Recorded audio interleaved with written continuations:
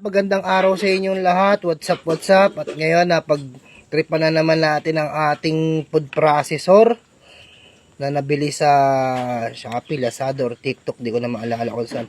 So may natira tayo Century 2 na kagabi. Tapos nilagyan natin 3 itlog at sibuyas.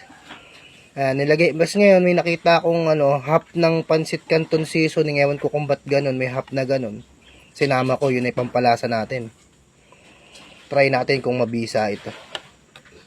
Tapos at magpipirito rin tayo ng saging. Almusala, no? Yan ang ating almusalin. Guys, aminin nyo, mas masarap iulam ang piritong saging kapag pinirito mo siya sa pinagpirituhan ng tuyo. Sarap yan, guys. Try nyo na din. Tapos dyan ka na rin magsasangag. Sasangag mo yung bagong sinaing na kanin. Check it out.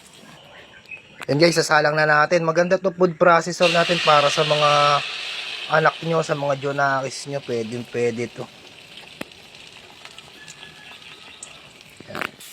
Durog na durog kasi siya guys pagka ginamit yung food processor. So yan, medyo pumalpak tayo sa itlog natin ngayon. Dumikit eh. Dumikit siya. Kaya yan na nangyari. Giniling na. So yan, lalagay na natin to sa plating sa tayo para makakain na tayo.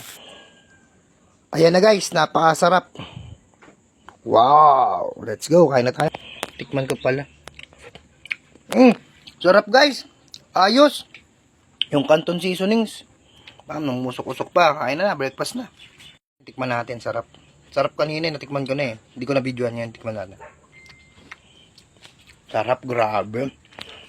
Panalo yung pancit canton seasonings. Kung ako sa inyo, try nyo kapag may makakalimutin kayong kasama sa bahay na di na ilagay yung pancit canton seasonings, lagay nyo sa ito. May natira tayong omelette kanina, nilagyan natin ng bawang, tapos pinagpirituhan ng toyo, ayan, saka saging. Magsasangag tayo ng bagong sinaing ito. Sangagin natin itong bagong sinaing na kanin. Mas masarap ang almusal kapag sinangag ang kanin. Yan, magagalit na naman sila niyan. Pinando ko na naman ng pahukay. Ayaw nila nun eh. Gusto nila kaplat lang. Tara. Kain na. Okay na guys yung sinangag. Agawan na naman tayo dito guys. Let's go. Kainan na.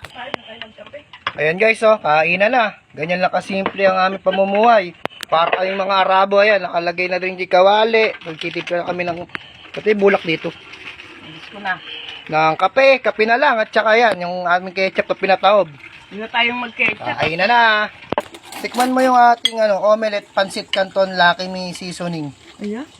Tikman mo yan. Tikim lang eh. Kain na yan eh. Ano? Wrap. We.